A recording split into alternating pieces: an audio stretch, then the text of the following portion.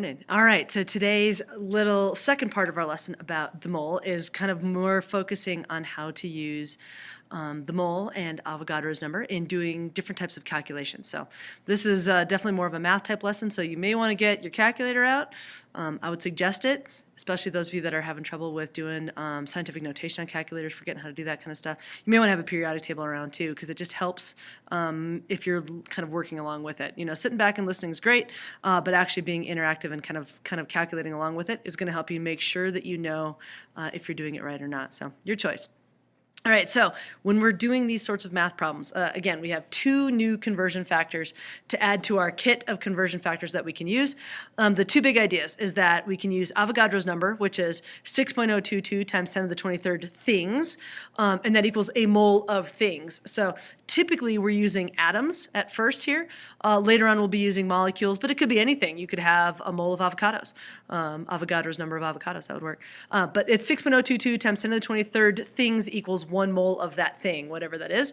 And then the second big conversion factor we have is the molar mass conversion, which is 1 mole of a substance, an element, weighs the atomic mass of that element in grams. So again, a periodic table is really useful for this. Otherwise, you're trying to Google it or look it up or something along those lines. But when you take a look at the periodic table and you've got those masses on there, those, if we're talking about a mole of the substance, those are called molar masses. So kind of useful things to be using now as conversion factors, and they can be right side up or upside down, just depending. Just like we can do 12 inches as a foot or 1 foot is 12 inches, we can do the same thing here. So keep that in mind as we're setting up some of these problems. So with these, remember that we are trying to do calculations with Avogadro's number or with these other things. That's kind of being able to convert to number of atoms or moles of atoms, grams. Depends on what we want to do.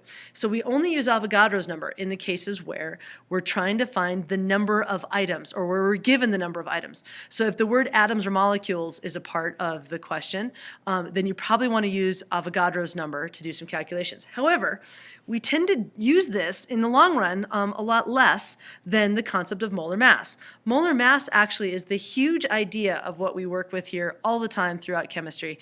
We're always dealing with molar quantities of chemicals. And so in fact, we do it so often that a lot of times we forget that we're actually talking about moles of elements when we talk about things like average atomic mass, that kind of stuff. So the big idea here, and this is the critical one that I need you to take with you, is that concept that 1 mole of a substance weighs its average atomic mass in grams. So those numbers that are up there on the PT, those are now grams values. So the pictures on here show you some examples of what molar quantities of different elements looks like. So for example, the balloons down there, what molar quantities of a gas look like. And it's about a cubic liter, about a liter, which is a regular sized balloon. But if we had different gases in those balloons, those different balloons would actually weigh a different amount. It's kind of a weird thing to think about balloons having different weights. But a mole of helium or hydrogen, hydrogen is going to be about 1 or 2 grams each. Helium is going to be about 2 grams. Oxygen is going to be 32 grams because it's O2. It's a lot heavier. A balloon filled with oxygen gas does not float. Kind of a weird thought. And CO2 would be really heavy yet, about 44 grams. We'll talk about those in a later one. The pictures of little beakers there shows you some examples of some different elemental substances like copper, sulfur, magnesium, tin, silicon. All of those are different elements. You can kind of see that they have different masses, but also there's a bit of an effect of density in here as well. So keep in mind that it doesn't necessarily mean that like the sulfur one, it's a really big full beaker, but it's only 32 grams. Whereas tin looks like it's a real small beaker, same size beaker anyway, but less stuff in it because it's more dense. So it's 118 grams in there, but that's what molar quantities would look like. So each element has its own molar mass. You look on the periodic table to find those, and every single element is just a little bit different. There's some that are close, but everyone's there. You have to look those up. That's not something you're probably going to memorize. A few you'll kind of start to stick after a while, but you've got a periodic table. That's where you find those molar masses. So why do we care? We care because molar mass allows us to go from the microscopic to the macroscopic. Atoms are microscopic. In fact, they're submicroscopic. They're so tiny that even a microscope can't see them. We have to use really expensive types of scanning tunneling microscopes and other things to try to get a picture of them. But yet we are macroscopic. We're huge. We live in this giant grams and kilograms kind of world. So we need to have a conversion to be able to deal with quantities of atoms and being able to kind of know how much of an atom we have versus how much it weighs. And because we've got atomic densities, we've got other kinds of things that are going on, it turns turns out that this concept of the mole happens to be our happy little conversion. Again, we don't typically care about the number of atoms that are there, but we do need to be able to know roughly how many are there by that concept of the mole, molar mass. So anyway, we are macroscopic. Moles are also macroscopic. Atoms are not. They're microscopic. So that's the conversion. That's the big idea between them.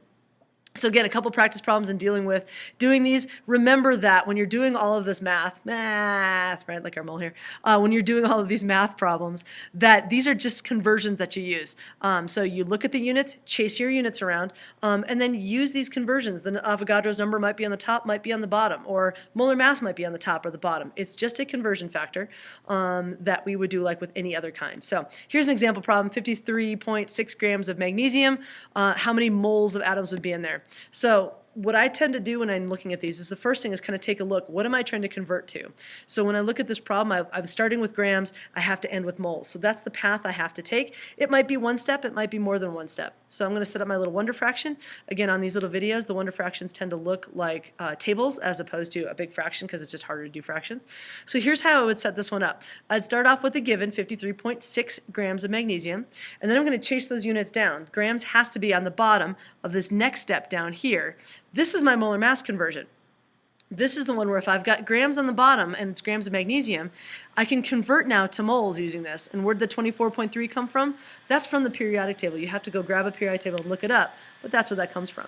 So now, am I in the final unit that I need? Well, my final answer is asking me for moles. My final example up here is in moles, so I'm actually done with my wonder fraction. This is just a small one here to do my dimensional analysis. There's my calculated answer, which is really long. I look back to do sig figs. Sig figs for this one is 3 because of 53.6 has 3 sig figs in it. So my final answer is 2.21 moles of magnesium. So they don't necessarily have to be really long problems, but if you're ever doing a step that's got grams and moles in it, that's the molar mass conversion, and that's where you're going to use the periodic table. So let's look at another one here. This one is how many atoms are in there. So this is, again, a little bit different. How many atoms are in a number of moles, 0.0035 moles of nickel this time. So again, start by taking a look, what units am I working with? This one starts with atoms and it ends with moles. So if that word atoms is appearing there, if I'm asking for how many atoms or if I've given a number of atoms, that should be like that little warning to you that Avogadro's number has got to come into play here. So here's how I would set this up. Again, start with what I know, which is 0.0035 moles of nickel. Chase my units down. Nickels are going to be down in the next step, or sorry, moles of nickel is going to be down in the next step.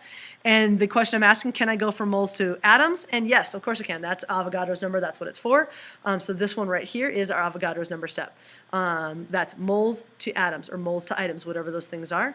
And in this case, now I'm done. This is another little quick one where I can do my calculation. There's my calculated answer. And then there's my sig figs answer rounded. It's going to be big. Typically, when you're dealing with numbers of atoms or eventually numbers of molecules, you should probably have a really large number. Don't forget to include the scientific notation off the back screen, edge of your screen of your calculator. A lot of times students sometimes don't see that over there. They'll just write 2.1. So again, if you're getting an answer in atoms, it's like, I have 2 atoms. That's probably not right. You probably need a bigger number than that. Okay, here's a little bit of a multi-step one that you've got to deal with here. What's the mass? So I'm going to be looking for grams of this many atoms of iron. So what are the units I've got? Well, mass isn't a unit, but it's a quantity. It means I'm going to be looking for grams.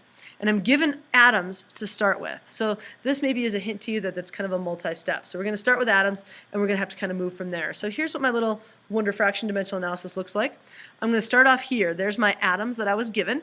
I'm going to chase my elements or my units down to the bottom. So I have to have atoms on this step and moles on the top. So this step right here is the Avogadro's number step. And that's the whole point of doing that when we're converting from the number of atoms to a number of moles. You cannot go from moles to grams, or sorry, atoms to grams directly. And that's why I have the second step here. And I'm chasing my units one more time. And moles go from here down to the next step so they can cancel out. And now if I'm going to go from moles to grams, that's going to be a molar mass step, and that's what we're using there. If you look on the periodic table, the molar mass of iron is 55.845, so that's where you go to get that one. There's my calculated answer by the time I do this all out. And then rounded, my original number up here, 8.44, has 3 sig figs, so my answer has to be rounded to 3 sig figs as well. My final answer there would be 78.2. 0.3. So the big picture on doing these, when you're doing these sorts of calculations, there's two major types of calculations you're going to do. One calculation type is the molar mass conversion, where you're going from grams to moles. And again, that's the one where you're using the periodic table, either grams to moles or moles to grams. One way or the other, that's the periodic table mass, the average atomic mass in moles, or moles of it would be in grams, sorry. So that is our molar mass step. So grams to moles uses that particular piece, periodic table. If you're going from moles to atoms, that's the other kind of type that we typically do. That's you're going to be using Avogadro's number. So moles to atoms or atoms to moles is going to be that 6.022 times 10 to the 23rd. There's Avogadro looking at you glaringly. Don't forget his number. Keep in mind, the one thing that sometimes students kind of get confused on here, these are two separate conversions. There is no single conversion that you can do from atoms to grams directly. You always have to go through moles. The mighty mole, that's why he's up on top here looking judgmental. Make sure that you always go through moles. So it's either grams to moles or atoms to moles, one or the other, whenever you're doing these types of problems. So there you go, how to do some calculations with your two major conversions, the molar mass conversion from grams to moles or moles to grams, and Avogadro's conversion from atoms to moles or moles to atoms. There you go. Hope that's helping you set those up, and good luck on your math homework. See you tomorrow.